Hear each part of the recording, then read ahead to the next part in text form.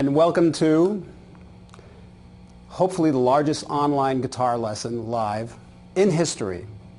And I'm very happy to be here, and I've noticed that people are logging in from all around the world. We have a lot of people from South America and Romania and all sorts of great stuff. And this actually came about as a promotion for an online course that I've helped construct for Berkleemusic.com, and it's a great course. Any place, you can live any place in the world, and you can log in and sign up and take this class. And it's called Vai Techniques.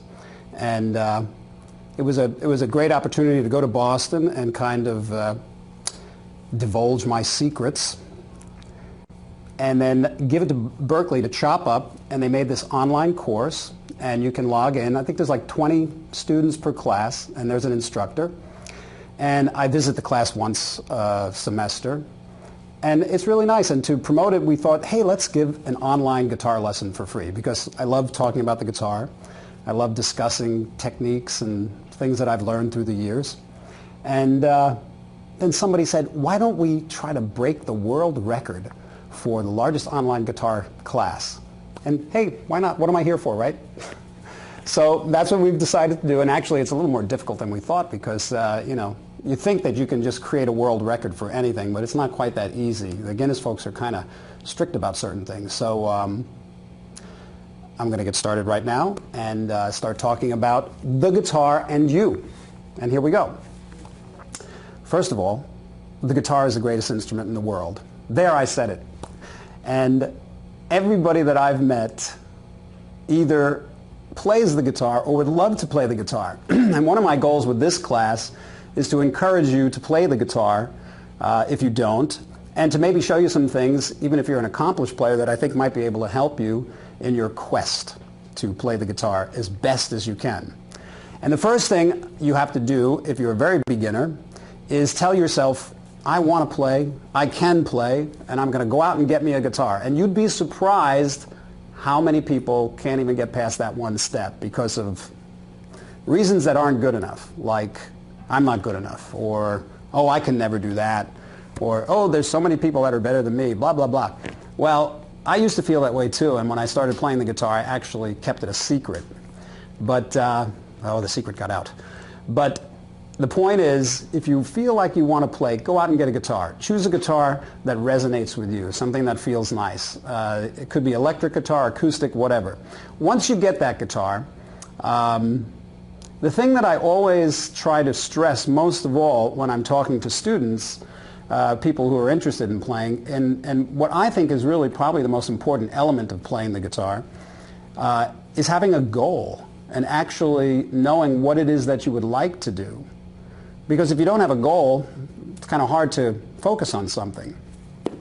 So even if you're an accomplished player, you know, even setting little goals. And when I look back at my career when I was young, the goal that I always had was to play something cool and interesting on the guitar every day that I'd never heard before. And I was, and that was it. And still today, that's my goal, because that's the thing that excites me the most. And it served me well, because I never struggled a day in my life in this business simply because that was always my goal, and I achieved it every day. Everything else came with it. So in any event, let's just say you go out and you get a guitar, now you've got one. What I'd like to talk about here now, about actually playing the instrument, is just some of the things that I think might be beneficial. You know, I think some people are really afraid of taking guitar lessons, or you know, they feel like if they know too much, it'll get them in trouble. Well, that might be the case for some people, but there are simple principles that you really may want to consider understanding. Okay, so you got to know how to tune this darn thing, because if you don't, you're going to sound terrible forever. And tuning a guitar is very simple. You go out and buy a tuner. That's what I do. Works for me. Or you hire Pete over here and he'll tune it for you. Or you figure out actually how to tune it. And simply, the old standby rule is you go to the 5th fret and hit a string, and then the next string. And you listen for vibrations. There's also the harmonic technique. And you don't even really need to know if the note is flat or sharp. You listen for the vibration. Hear that? comes up, that's in tune. And you play chords that sound in tune. So there's many books and ways to figure out how to tune up online, but basically and then you tweak your little tuner. I have a very special system here which has these fine tuners, so I can't really do it the conventional way. Okay, so you get tuned up. Now, putting your fingers on the instrument and making a sound, from day one, the first time you do it, the thing I recommend you do is listen very carefully, because your tone is really in your fingers. It's not so much a product of the amp or the effects and stuff that you're using. It's the product of what you're hearing in your head. And when you go to play the guitar, there's so many different ways. It's an incredibly dynamic instrument, perhaps the most dynamic instrument in the world, because you can hit it really soft, you can hit it really tiny soft, very hard, very aggressive.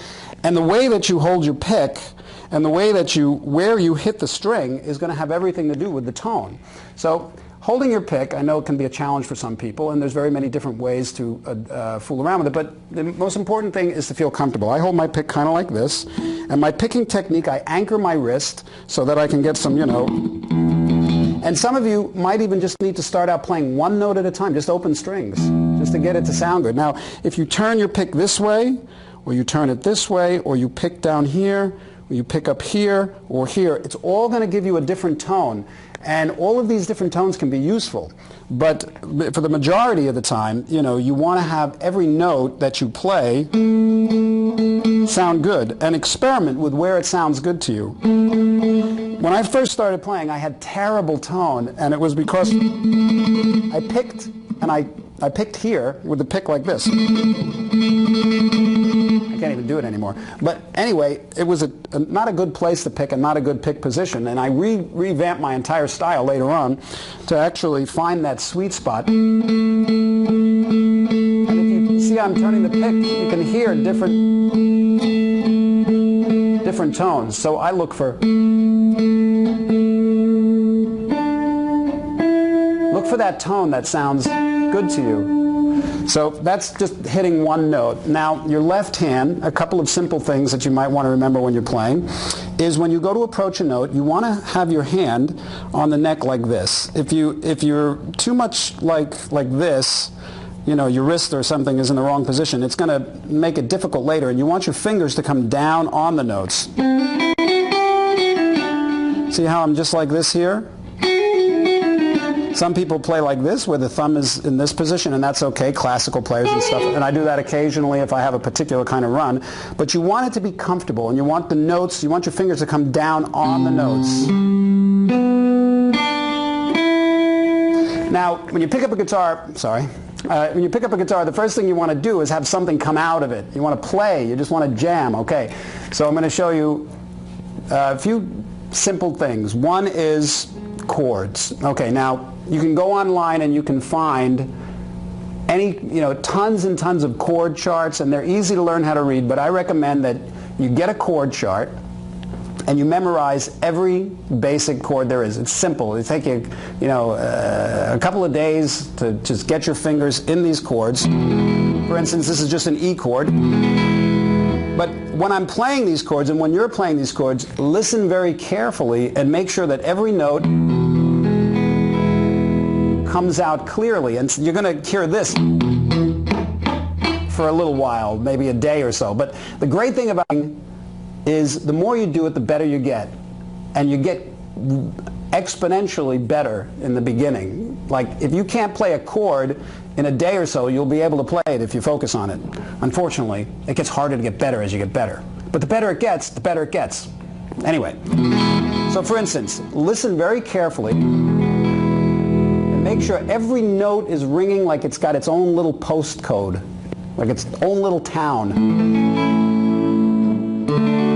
And here's what I would recommend.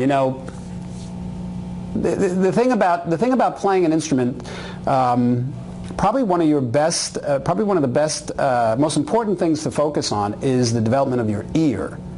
You can learn all the technique in the world, and you can know all of the music theory, but if you don't develop your ear, you're never going to be able to express what you're hearing inside, And every step of the way, everything you do is an opportunity to develop your ear.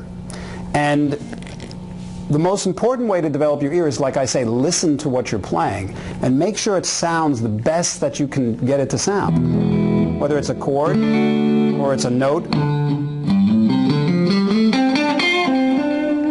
And when you're, okay, we'll go back to chords. So you get your chord chart, you memorize all your chords, and they're starting to sound good. Even if you just learn 3 chords, E, D, G, you can discover the universe. Many rock stars have done that. Or at least they discovered Sunset Bar and Grill. Now with those simple 3 chords, there's a plethora of things you can do. And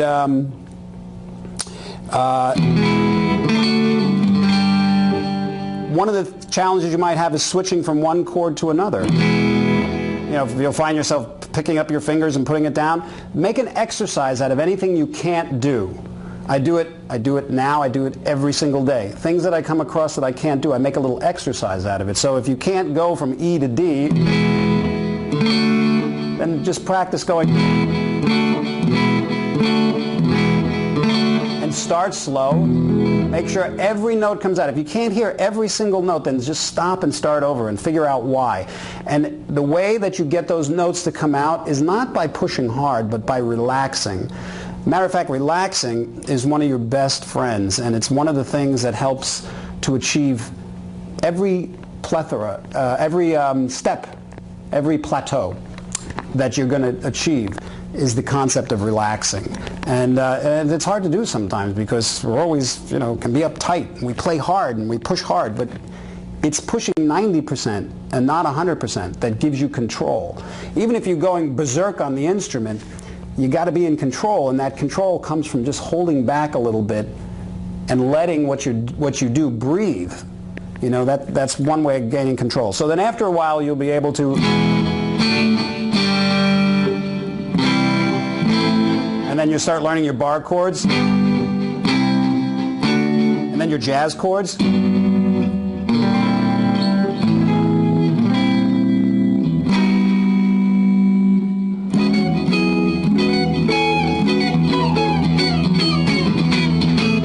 Etc., etc., whatever your interest is. But anything that I have done, that I do, started out slow and listening and make sure it sounded good. Okay, then you got to start playing in rhythm. And playing, you know, there's all these subtle elements about playing that I think go over a lot of people's head, or if you're a beginner, you don't really, you may not really understand. And one of them I've discussed is your tone. And the tone starts from day one by listening and making sure it sounds the way you want it to. But rhythm is so extremely important because it's a lot different to play and to be able to play a rhythm and to actually lock with a groove. You know, locking in a groove is like, it's like laying in a really comfortable bed, you know, with puffy little pillows and a nice down blanket, you know. It feels good. But it's something that you have to listen for and focus on. And when you fall into a groove, you know it because everything you're doing is locking. And grooving is the process of, it's an inner thing, you know. Grooving is something that happens within you that you express on the outside. And the way that you practice grooving is, it's a really good idea to always play with like a drum machine or a drummer or a click or something like that. And actually, I always carry around with me this little drum machine kind of, it's a Pandora. And this is the new one, and I'm not very familiar with it, but I'm going to try to just get a rhythm up here.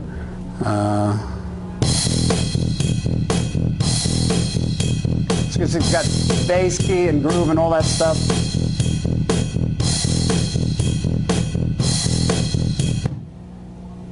Oops.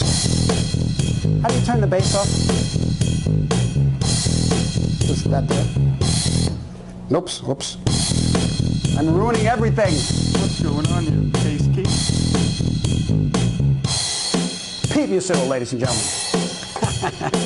Okay, so for instance, this is just a simple rock groove, right? But it's got a beat. Now, whenever I go to play anything, whenever I'm jamming with somebody, or I'm just playing on my own, first thing I do is I listen very carefully to the beat. And I don't just listen to it, but I marry it. You know, I let it get into my ear and into my DNA.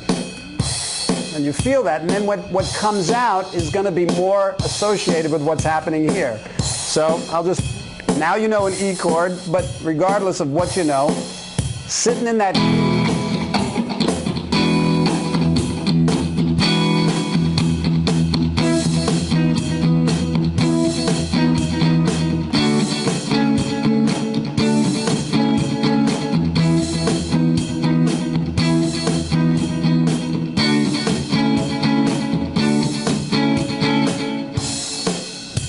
Now, there's a big difference between that and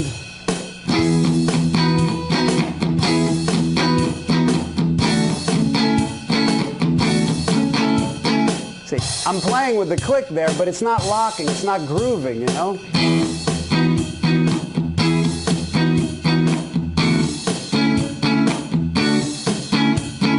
Every click is right on, and then you get a feel and you loosen it up, you know, and you can just know one chord and just practice different ways of strumming, different ways of hitting it, you know?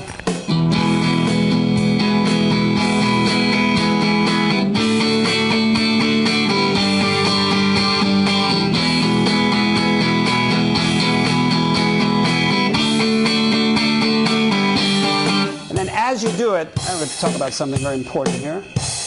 Exit. All right. I'm supposed to be intelligent with these things.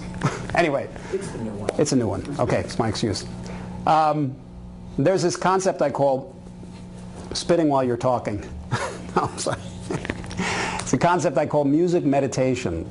And what it is, it's the idea of focusing on something entirely while you're doing it. And meditation basically is the process of focusing your attention on something without letting it veer off. And you notice when we try to focus on things, a lot of times our minds go to other things. But the achievement that you're going to make on an instrument, and anything basically, is going to be a reflection on how well you're able to focus on it, meditate on it.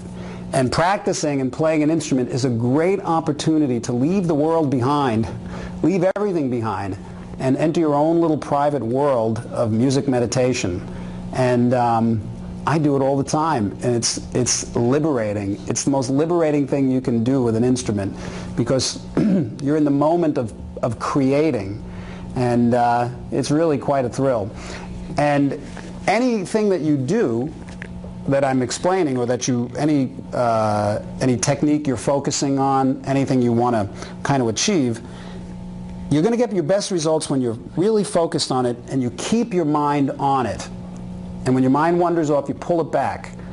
So for instance, if you've got this little groove going and you want to feel what it's like to sit in the pocket, which is sitting in the groove, you just keep doing it, and listen, and eventually you're going to lock. I played the guitar for 7 years before I understood what it meant to lock with a groove.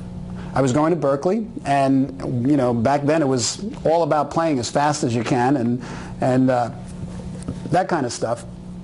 When I moved out to California, and when I was 20, and I started working with Zappa, I remember I was in the studio, and he was telling me to play these things, and I was playing them, and he was saying, you're not locking with the groove, you know, and he explained the concept to me, and he gave me a drum machine, and I went home and I just focused really hard, and I really got it.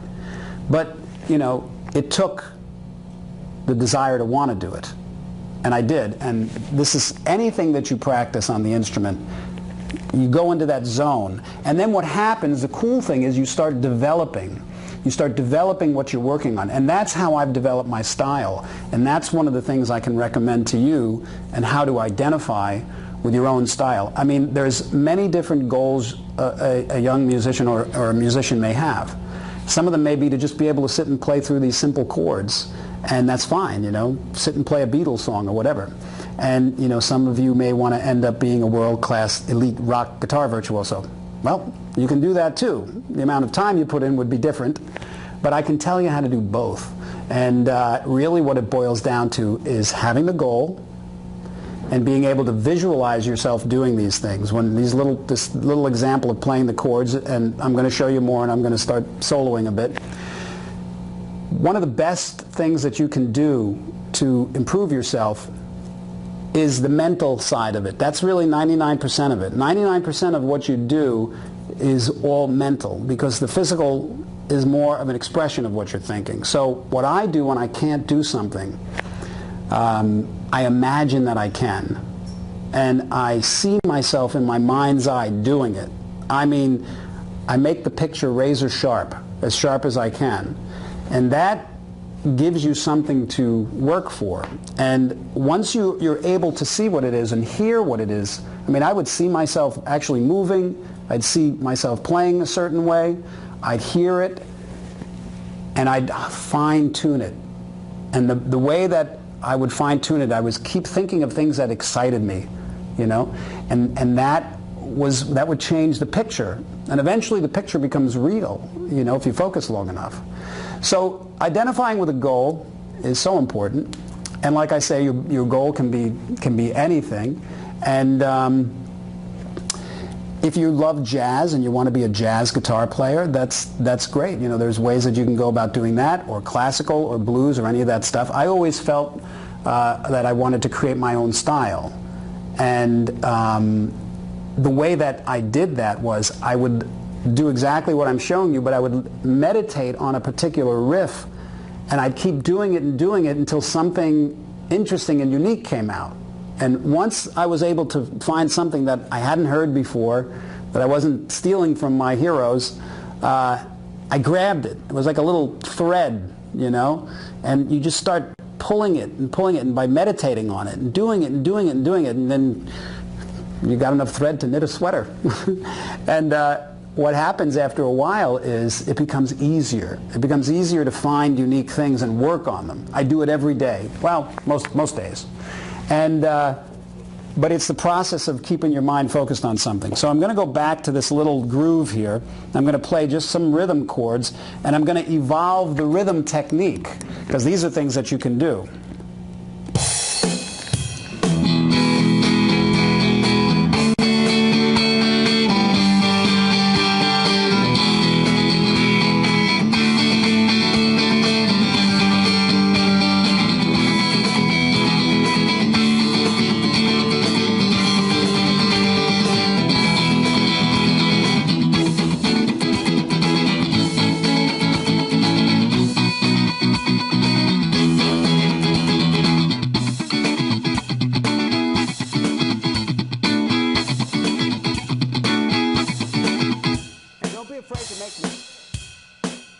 That's how you evolve.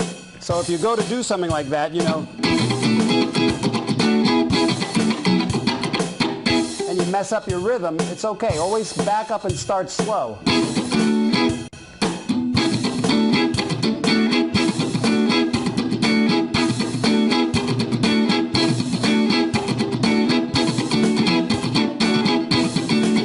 See, if I do this long enough, 15, 20, 30 minutes, eventually I'm going to come up with some really cool stuff, you know.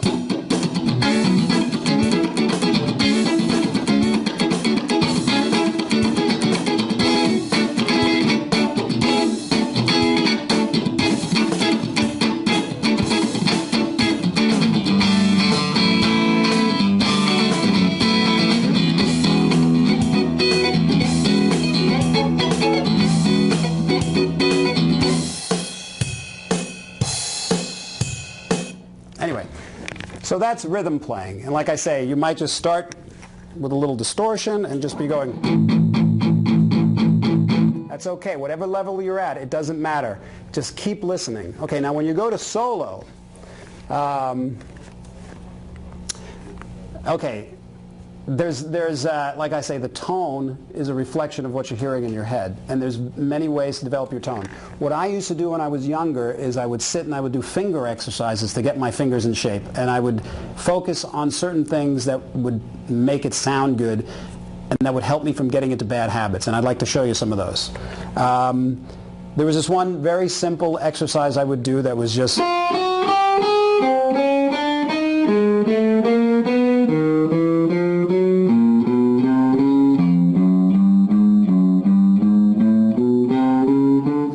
this, you know, and you go all the way up the neck. I wish I had a lot of time because I'd go through the whole thing and many different exercises with you, but we're short on time.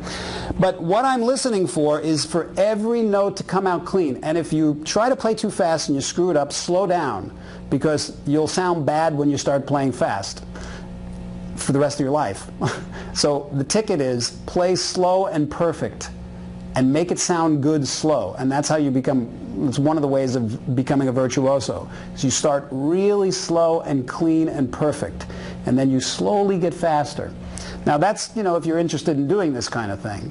But one of the some of the things I would recommend when you start doing this is you want what I call economy of motion. That means if I have to go, I'm not going to go.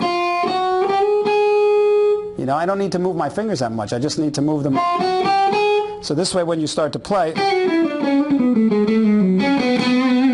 you've got economy of motion. You're not, you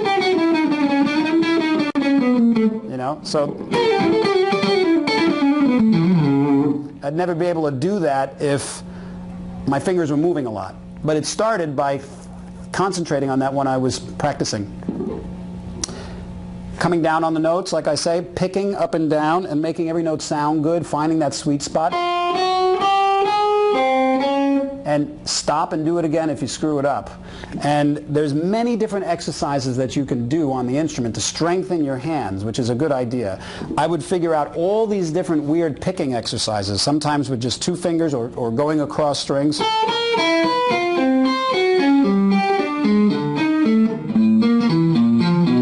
That's a tough one because you're picking back and forth. But then there's flutter exercises. This is a really good thing to do to keep your, to strengthen your fingers is, you know, you want every note to come out. And it's also important to also practice way up high when you do these things, because it's harder to play up high and over here. See, I always wanted to be able to play all around the neck. So you got to practice around there and use it. And these flutter exercises are really good for strengthening. If you can keep it going for a minute or 2 minutes, it's hard. And then you try it with different fingers, spanning different frets on different strings. And then you do weird things like, or try doing that for a minute. But you'll be shocked at how this develops and evolves your playing really quickly. Okay, so make up your own exercises, find them online. There's tons of them if you like and you want to be able to solo. These are kind of good things to do, but it's not the end result. Exercises are just to help you develop your technique and stuff. If you just become really great at doing exercises, you're going to sound like a guy that does exercises, or a girl. And it doesn't have very much to do with exercising your inner ear. So then there's scales. Oh God, scales. People are like, I don't know what I should learn. What, you know, should I know the modes and should I know all that? Scales are really just flavors. You know, there's the theory behind it, which you can find everywhere. There's the, you know, everything for the most part. You know, Western music is based on the major scale. And I used to practice every scale in every key, starting from every position at every speed. Boy, I had a lot of time back then. I guess I didn't have internet porn. Just kidding.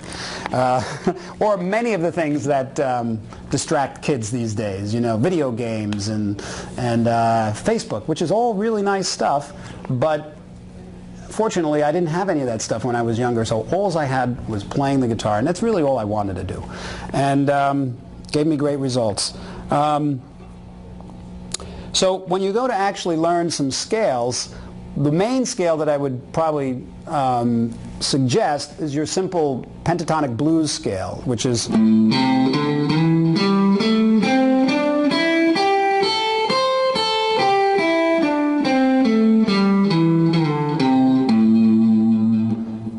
oceans of music have been written with that scale and continue to be. And once you know that scale, what you learn not just is the fingering, but the sound of it. You know, that whenever you learn anything, even if it's chords, you know, if it's like an E chord, I recommend not necessarily just memorizing what the fingering is, but listen to the chord, and every chord, every melody, every scale, it tells a story. And that story is going to be what you hear in your head. So for instance, if you're learning a D chord, listen very carefully to it and memorize the sound of it, not just the fingering, but memorize the actual, the atmosphere of the chord. And you know what I do is I take a little, I create a story based on a chord, and I take a mental snapshot of it. For instance, this chord. You know, when I listen to this chord, there I am, I'm out on a beach. The waves are crashing silently. There's the smell of, you know, I don't know, palm trees in the air. I don't know, you know, but anyway. It's actually a B flat major 7, 6, 9, sharp 11 chord. And it's okay to know that, but really, when somebody plays it, are you going to think, oh my gosh, that's a B flat? You want to create a sound and give the chord a soul, you know, and that way, when you hear it, you're gonna respond. And when you go to write your music, you'll know that you'll kind of, your ear will turn to a particular chord that it wants to go to, and you'll know it because this is the way you've learned it. Same thing with scales. So anyway, once you know the simple blues scale, boy oh boy, you can live forever. And I'm going to turn the bass on and put it on the key of E, and I'm just going to play a simple E.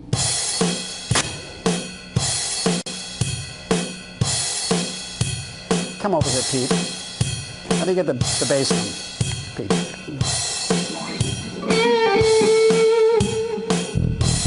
Ah, there we go. Thank you. Okay, so this is just a little E, and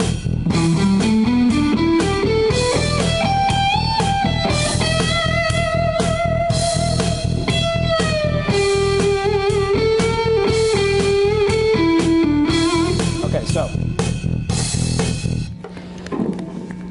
get a drum machine, jam with some friends, get a little groove going, and just keep doing that. And what will happen is eventually you'll start hearing your fingers going in different places from the blues scale.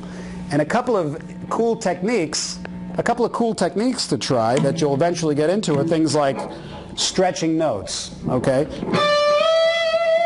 Okay, so when you go to stretch a note, very important to what I do and what most players do is you put your 3 fingers down, and you need to have this kind of thing happening because you don't stretch with your fingers, you stretch with this, with your hand.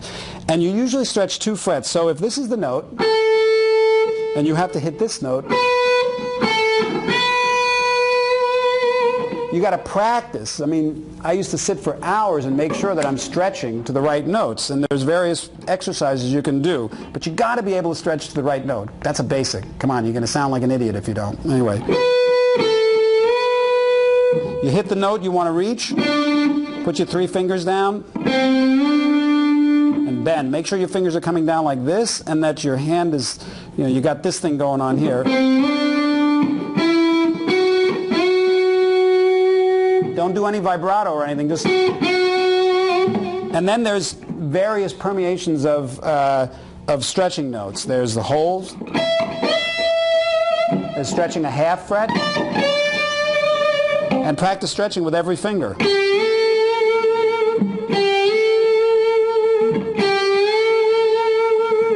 And every string.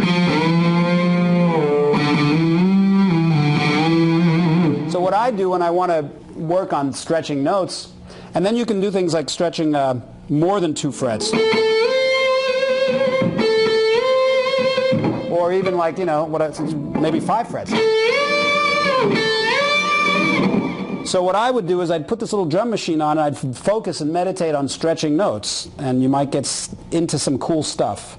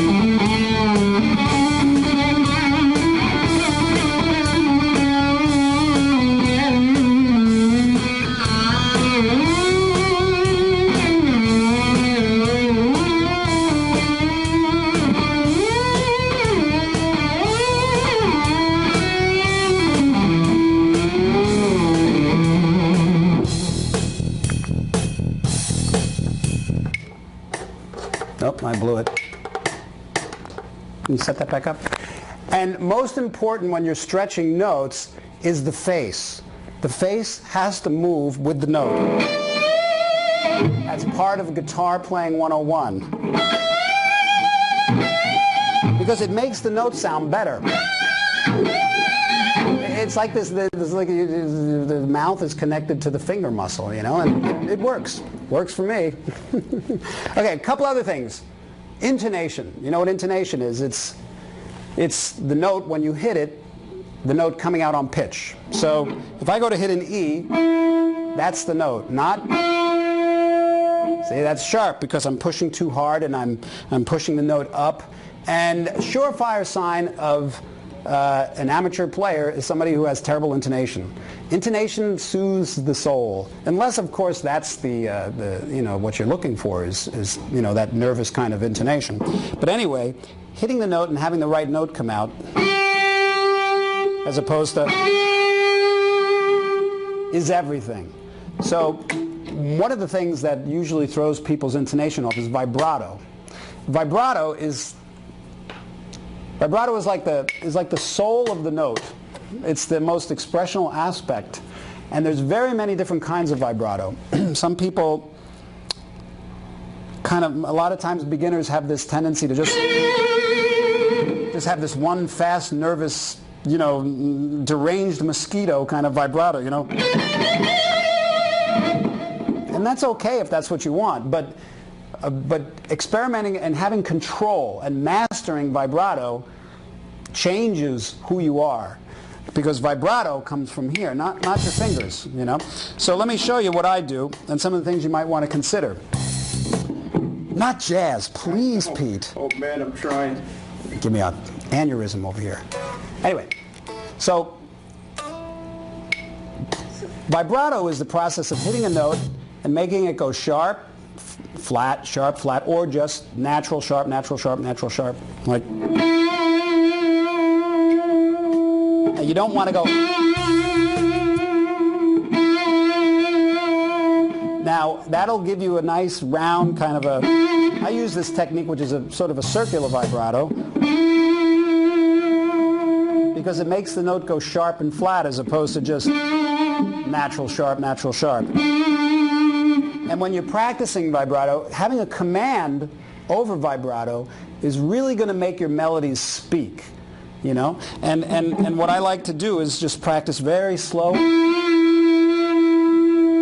You know, there's wide vibrato, there's very subtle vibrato, there's fast, slow, and I practice every kind with every finger, you know? You know, there's nothing more sensual than a nice slow vibrato.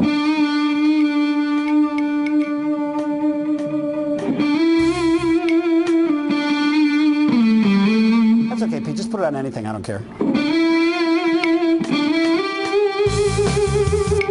Not that, though. That's okay, I don't need that anymore. You can shut it off. So try going from like fast to slow, you know.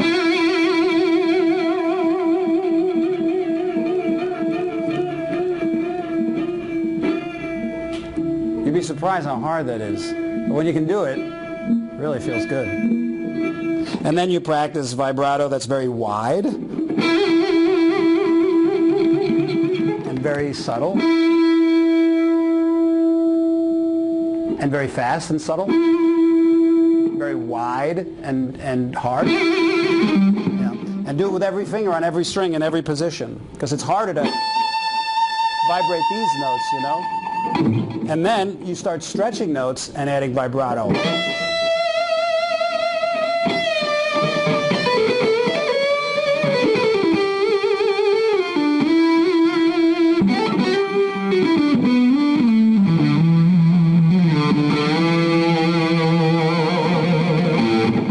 You can see that having control over your vibrato, it gives you your musical vocabulary a much wider range. So you've got vibrato, you've got stretching, you've got chords, and all of these things can be applied to any level of playing that you're at. But like I say, what I do a lot of times is I try to imagine myself doing things that are a little bizarre. and then I work on them. And the more you start working on something and focusing on it, the more you're going to develop it into something. And then you're going to end up having a big vocabulary of riffs and stuff that are unique to you. And that's really that's really fulfilling, you know, because when you go to write songs, they'll sound more like you. Okay, so I guess we've hit our mark. Is that right? We've kind of done okay here. Great. Well, let me. I'll talk a little more about the guitar, and then we had some questions here that people have written in. All right. So most importantly, what I've discovered about playing the guitar is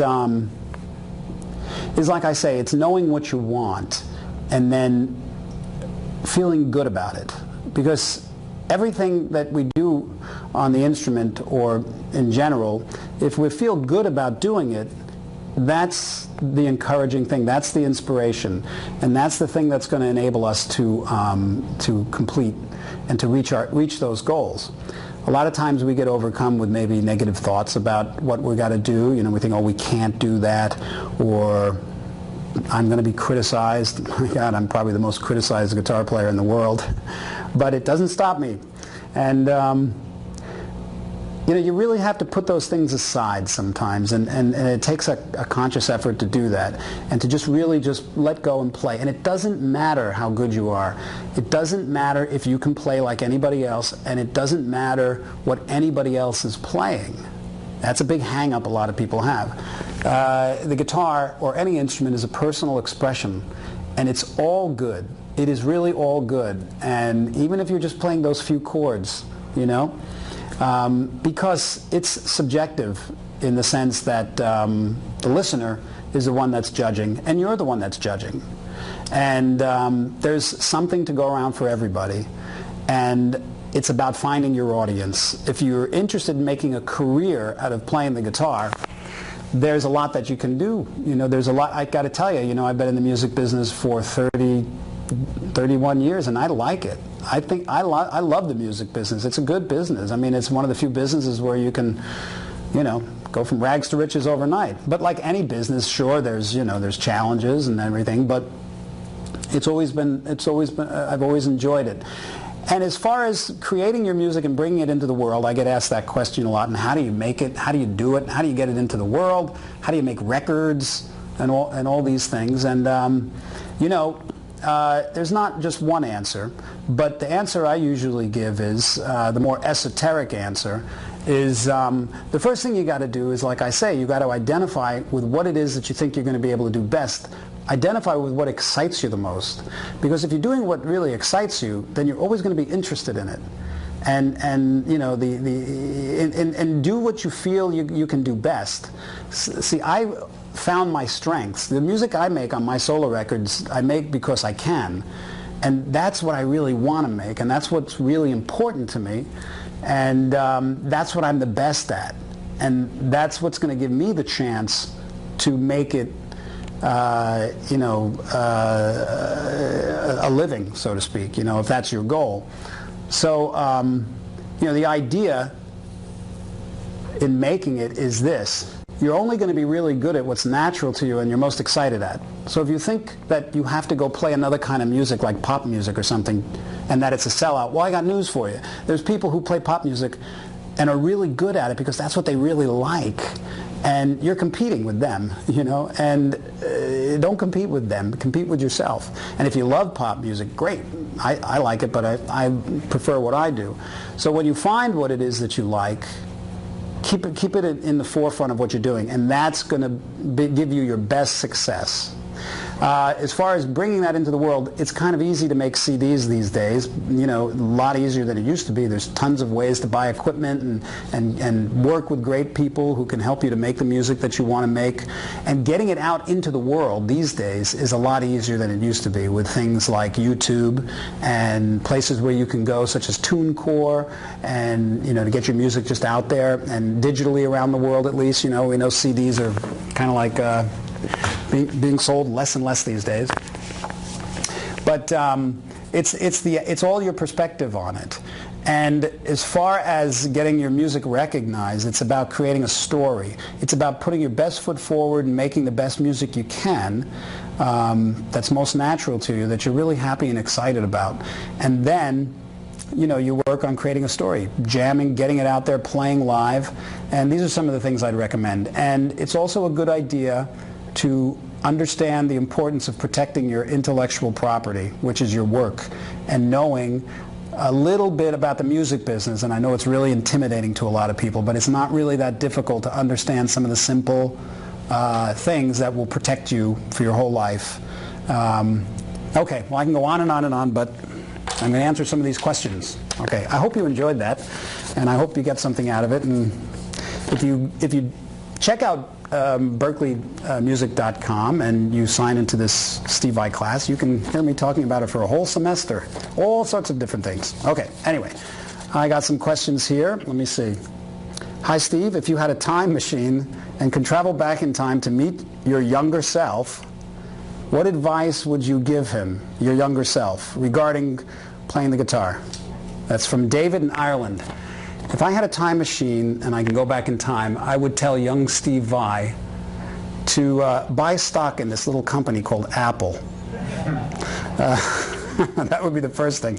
And the other thing I would tell him is, you know that rumor about going blind? It's not true. Okay. Actually, I'd tell myself you're doing great because you love what you're doing. And keep exploring and keep doing what you're doing. And have a great attitude about the people you're working with and you're playing with, because that is really going to give you yourself a good attitude. And I went through a dark period when I was younger, and it was just an attitude thing. And I guess it's, you know, it's just part of growing, but I would tell young Steve Vai, just don't take yourself too seriously. And be nice to others the first part of your life, because you started getting it right later. But the first part, you were a real prick. Okay, Rob. Hi, Steve. I'm your big fan, and I've listened to your music for at least 9 years, since when I started to play guitar also. But the thing confused me most is that my technique haven't been improved dramatically. I know you may say that I didn't practice hard enough, which I admit. But you know, I've been playing for 7 or 8 years, but I didn't see any progress that I expected to see, such as my speed on tabs and accuracy of playing. Can you offer me some point of improving speed and accuracy? Okay. The first thing I would recommend is, and you've got it, it's the desire to improve your speed and your accuracy. And then I would say, practice everything very slow and perfect. And when you start to speed up because you think, hey, I've really got this now, and you start getting sloppy, then that's what it's going to sound like when you try to play fast, sloppy. So whenever it takes patience, but there's a big payoff. And start slow, perfect, every note sounding good. And then just slowly get a little faster. And that's if you want to be a fast player. But like I say, the most important thing is developing your ear on the instrument. And I didn't really talk much about that, but I'm going to right now, very quickly. Listen to music and try to figure it out. Sing melodies, you know. Just sit with the guitar and sing things that you play. Sometimes a lot of people will just go,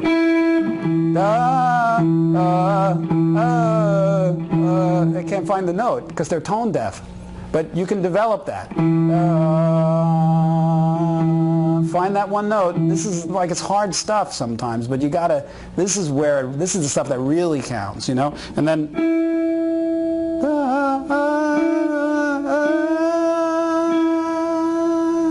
and you find the next note. It doesn't matter if you have a good voice or not either. And then you start moving around.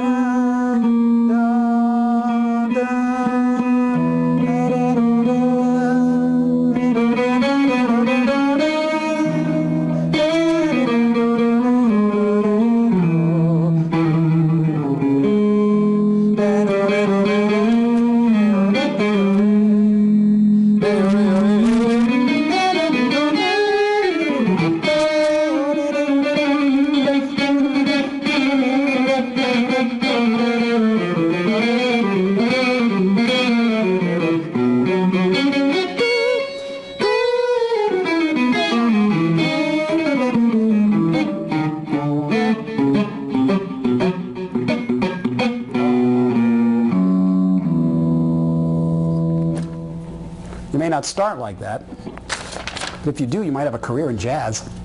Anyway, so that's one great way to develop your ear. Okay, Rodrigo Ramirez, what did you learn from playing with Frank Zappa? Oh boy, what didn't I learn? Frank was the most extraordinary man I ever met. I started working for Frank when I was 18. And then I joined his band when I was 20. So I was doing everything I can to just hold on for dear life. But a day hasn't passed where I don't think about some of the things that I learned with Frank. Because when I went out into the world to find myself as a musician, an independent musician, so much of what I did was based on what I saw Frank do. And one of the most important things I've learned from Frank was make the music that you want to make regardless of what anybody says, or regardless of what's going on in the industry or the world. Make what's important to you, and don't let anybody lead you to believe you can't.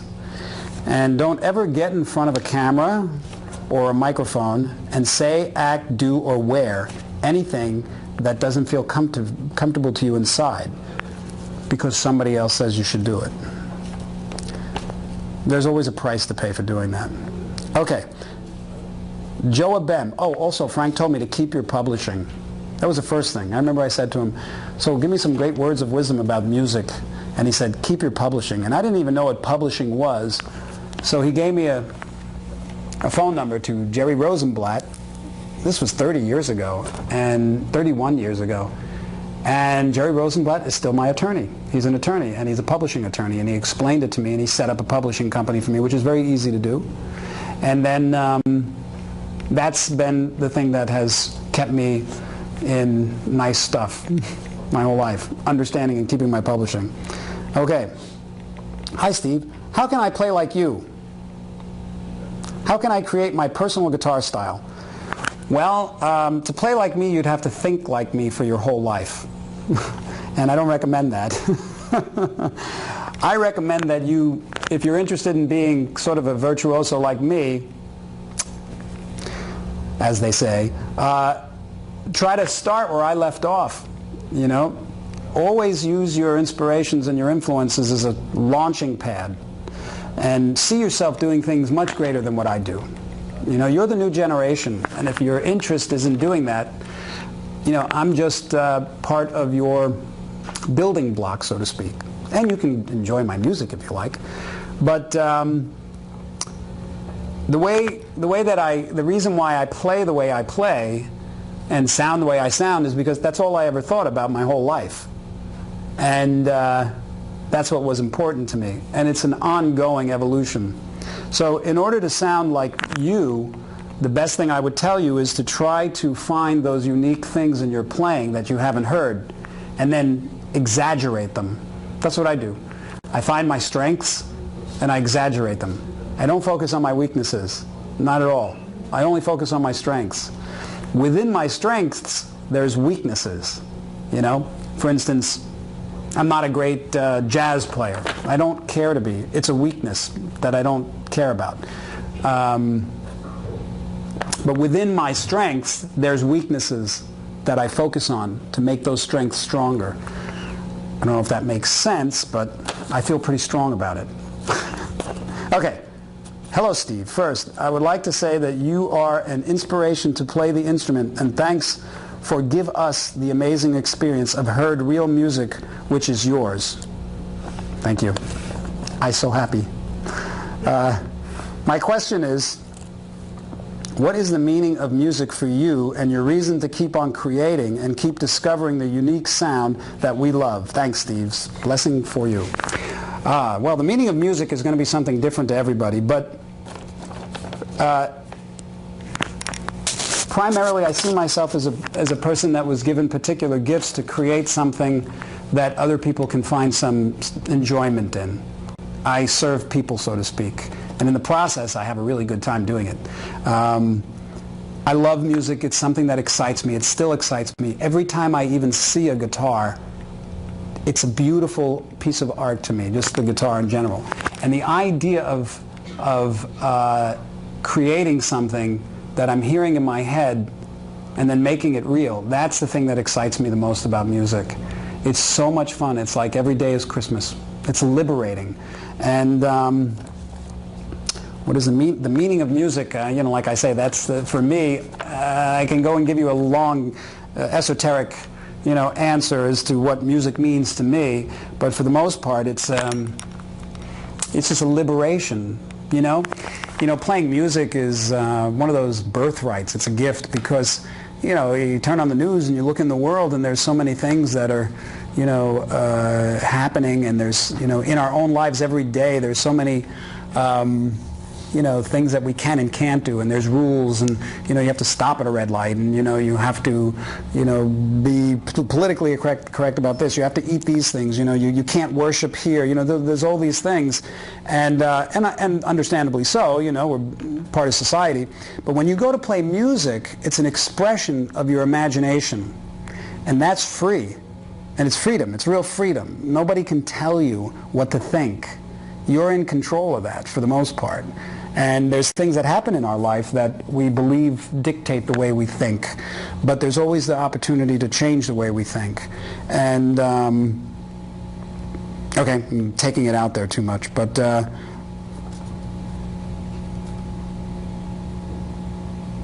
okay, let me see. Keep on creating and keep discovering the unique sound that we love. Okay. Well, I will keep creating that. Okay, I'm going to end the questions with one more.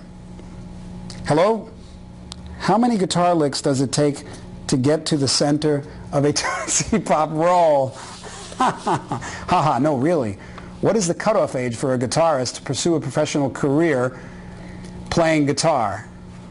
Okay, well, there is no cutoff. It's according to what your goal is. You know, at any age you can start playing, and you can play anything that your imagination can come up with as long as you have the attitude to do it. And that's my answer for that. As far as the Tootsie Pop roll, it's all according to how much this, you know, you'll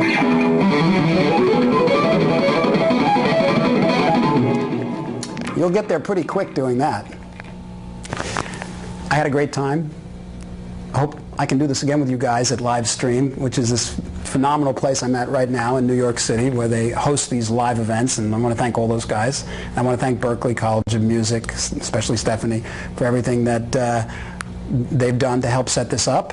And I hope you got something out of this. And to just give you a quick nutshell, I'm going back to LA and working on a new record that has a lot of crazy guitar stuff in it that is based on everything I'm talking about.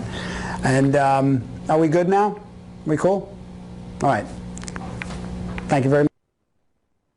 Steve Vai, being the great master that he is, can